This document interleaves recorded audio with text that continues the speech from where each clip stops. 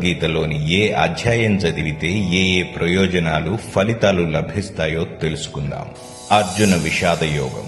ఈ అధ్యాయం చదవడం వలన చదివిన వారికి పూర్వజన్మ స్మృతి కలుగుతుంది. పూర్వజన్మ పాపాలు తొలగుతాయి. సాంఖ్య యోగం. ఈ అధ్యాయం చదవడం వలన ఆత్మస్వరూపం గోచరిస్తుంది.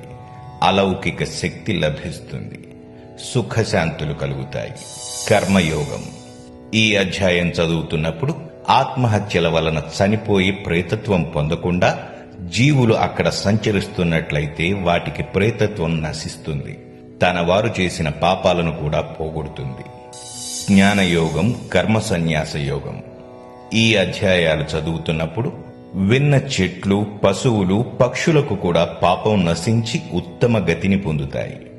4వ అధ్యాయం వలన భయద్వేషాలు, 5వ అధ్యాయం వలన మహాపాపాలు తొలగిపోతాయి. ఆత్మ సంయమ యోగం.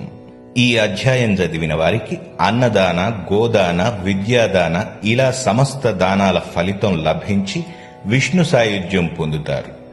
జ్ఞాన సిద్ధి కలుగుతుంది. జ్ఞాన విజ్ఞాన యోగం.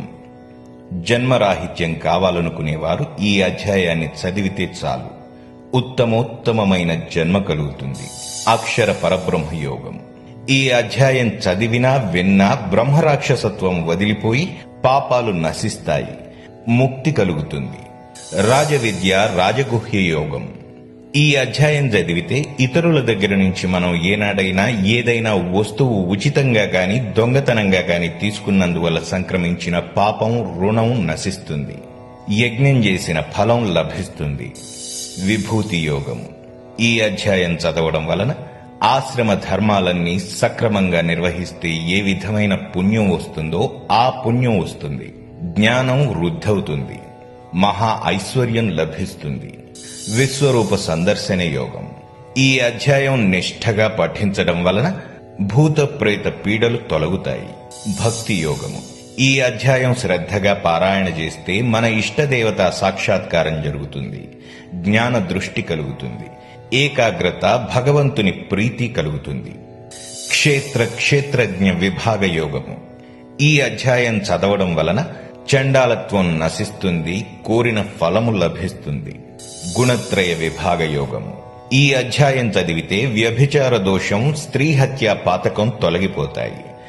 మహాశక్తి అనుగ్రహం లభిస్తుంది. పురుషోత్తమ యోగం.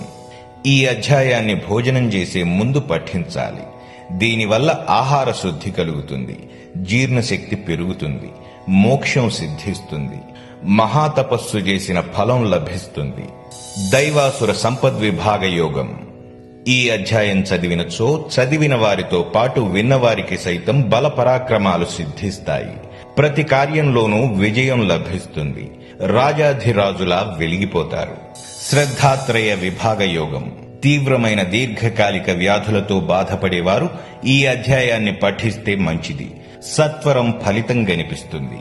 అనేక వ్యాధులు దూరమవుతాయి. మోక్ష సన్యాస యోగం. నిరుద్యోగులు ఈ అధ్యాయం చదివితే వెంటనే ఉద్యోగం, ఉపాధి లభిస్తాయి. అంతేకాదు యజ్ఞం చేసిన ఫలితం కూడా ఈ అధ్యాయ పఠనం ద్వారా లభిస్తుంది. దాన ధర్మ యజ్ఞాలు చేసిన ఫలం లభిస్తుంది.